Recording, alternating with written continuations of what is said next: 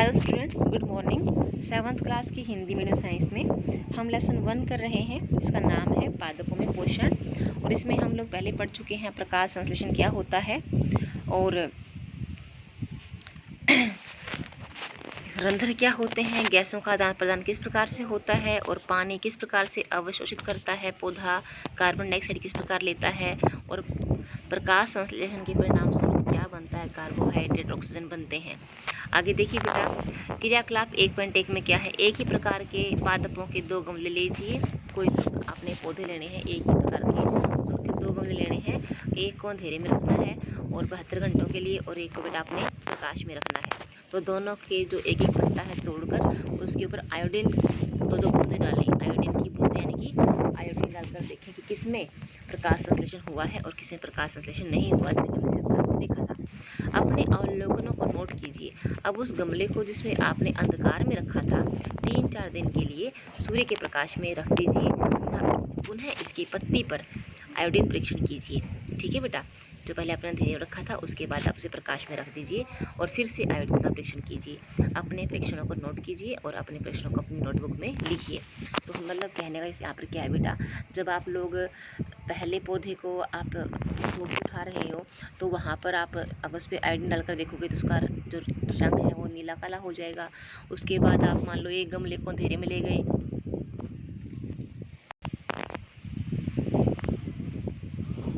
72 घंटों के लिए, तो आप उसकी पत्ती को तोड़कर उस पर आयोडीन डालकर देखोगे तो आप क्या पाओगे कि उसके अंदर अब नीला काला रंग नहीं आ रहा है। नीला काला रंग आता है तो इसका मतलब क्या है, वहाँ पर स्टार्च बन गया है। अगर मान लीजिए नीला काला रंग नहीं आ रहा है तो इसका मतलब वहाँ पर स्टार्च नहीं बना है। फिर आप उसी पौधे को आप कुछ दिन के लिए प्रकाश में रख दो और फिर आप क्या देखोगे, आप देखोगे कि जो प्रकाश के कारण जो है वह उसमें फिर से पौधे ने भोजन बना लिया है और उसमें जो पत्ती का रंग है आयोडीन डालने पर नीला काला आ रहा है। आपने गीली दीवारों पर आगे लिखा है, हरी पत्तियों के अतिरिक्त अन्य वर्ण की पत्तियों में भी, हरे रंग की पत्तियों के अलावा अन्य रंग की जो पत्तियां होती हैं, कई बार आपने देखा होगा नीली पत्तियां होती हैं, गुलाबी होती हैं, लाल पत्तियां होती हैं कुछ पौधों की, तो उनके अंदर भी क्लोरोफिल होता है।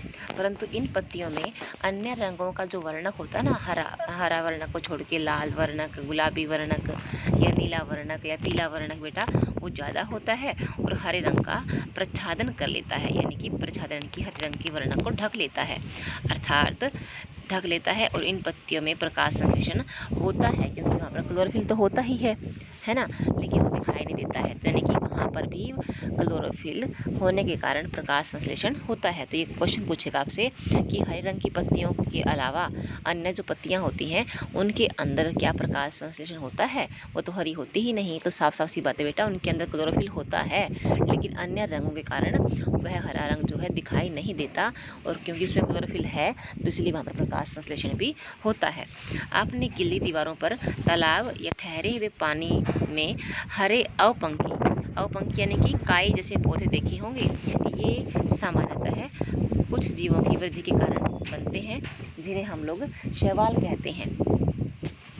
क्या आप कल्पना कर सकते हैं कि इनका रंग हरा क्यों होता है? इनमें क्लोरोफिल होता है जिसके कारण ये हरे दिखाई देते हैं। शैवाल भी प्रकाश संश्लेषण द्वारा अपना भोजन बना लेते हैं। शैवाल भी अपना भोजन प्रकाश संश्लेषण द्वारा बना सकते हैं। ये विभिन्न रंग की पत्तियां दिखा रखी हैं। तो बेटा पौधे जो हैं, पौधों के साथ साथ जो शैवाल होती है, एल्गी कहते हैं बेटा इंग्लिश में हम लोग, शैवाल को, काई को हम लोग एल्गी कहते हैं, एल्गी कहते हैं।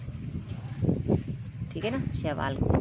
तो बेटा जो काई होती है, शैवाल होता है, एल्गी होती है, वह अपना भोजन आसानी से बना सकती है। उसके पश्चात देखिए बेटा, हमारा अगला टॉपिक है पादपों में कार्बोहाइड्रेट के अतिरिक्त अन्य खाद्यों का संश्लेषण, यानी कि पौधों में प्रकाश संश्लेषण क्या बनता है बेटा, कार्बोहाइड्रेट बनता है। अभी आपने देखा, ठीक है ना, कार्बोहाइड्रेट बना। कार्बोहाइड्रेट कार्बन, हाइड्रोजन और ऑक्सीजन से बना होता है। इनका उपयोग खाद्य के अन्य घटकों के संश्लेषण में होता है। परंतु प्रोटीन नाइट्रोजनी पदार्थ हैं जिनमें कार्बन ऑक्सीजन एवं हाइड्रोजन के अतिरिक्त नाइट्रोजन भी होती है। पादपों को नाइट्रोजन कहाँ से मिलती है? अब हमने देखा ना कि उसको कार्बन डाइऑक्साइड गैस प्राप्त होती है वायुमंडल से, तो कार्बन मिल गया, ऑक्सीजन मिल गया। जल प्राप्त होता है बेटा मृदा से, तो हाइड्रोजन मिल गया, ऑक्सीजन मिल गया। तो यानी कि जो प्रोटीन बनाता है पौधा जो प्रोटीन बनाता है, प्रोटीन में तो नाइट्रोजन होती है बेटा। प्रोटीन में नाइट्रोजन का होना बेहद ज़रूरी है। तो नाइट्रोजन पौधे को कहाँ से मिली? ना तो CO2 में है, ना वो वाटर H2O में है ना। देखो याद कीजिए, वायु में नाइट्रोजन गैसीय अवस्था में होती है, प्रचुर मात्रा में होती है, परंतु पौधे इसका अवशोषण नहीं कर पाते।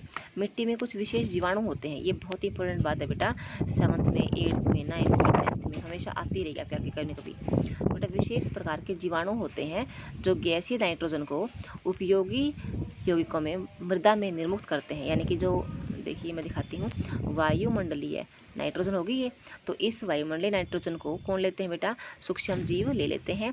और वो सूक्ष्म जीव किसे बदल देंगे बेटा? वो नाइट्रेट में या नाइट्राइट में बदल देंगे। इसका मतलब क्या है? यानी कि ये सरल पदार्थ हैं, इनको पौधा आसानी से अवशोषित कर लेता है, ये मिट्टी में पड़े रहते हैं। किसने बनाए? ये इन सूक्ष्म जीवों ने बनाए। कहाँ से बनाए? वायुमंडलीय नाइट्रोजन का प्रयोग करके बनाए, ठीक है ना। लेकिन ये गुण जो है इस सूक्ष्म जीव के अंदर है बेटा, ये गुण हमारे पौधों में नहीं होता। तो हमारे पौधे क्या करते हैं? पौधे जो हैं, जैसे मान लीजिए पौधा है, जो पौधा है बेटे, पौधा है ये मान लीजिए, तो पौधे के आसपास मिट्टी में ही वो क्या रहते हैं बेटा? जीवाणु वो रहते हैं।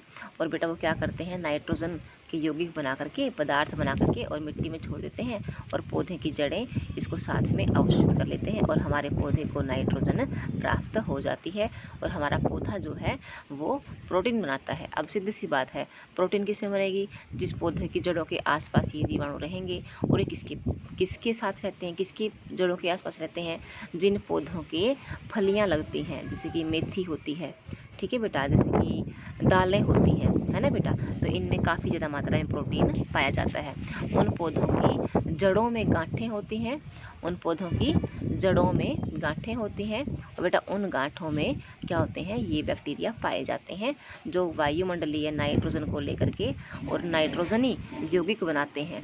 नाइट्रोजनी यौगिक बनाते हैं, NO2 भी कहते हैं हम इन्हें, और NO3 भी कहते हैं, ठीक है बेटा। और ये नाइट्रोजनी यौगिक जो है मिट्टी में से पौधे के अंदर जड़ द्वारा अवशोषित कर लिए जाते हैं। आगे देखिए, संभवतः आपने देखा है कि किसान अपने खेतों में उर्वरक तथा खाद डालते हैं जिनमें नाइट्रोजनी युक्त पदार्थों की प्रचुरता होती है। इस प्रकार अन्य संघटकों के साथ साथ पौधे में की नाइट्रोजन की आवश्यकता भी मांग की पूर्ति भी हो जाती है।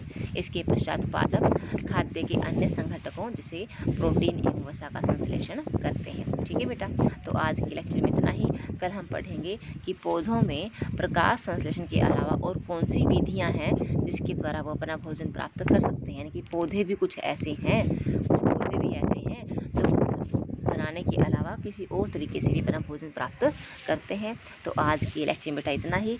इसी के साथ thank you and all the best. आपने यहाँ तक पढ़ना है और अपनी नोटबुक को प्रिपेयर करना है, जो प्रमुख शब्द मैं आपको दूंगी, ठीक है बेटा।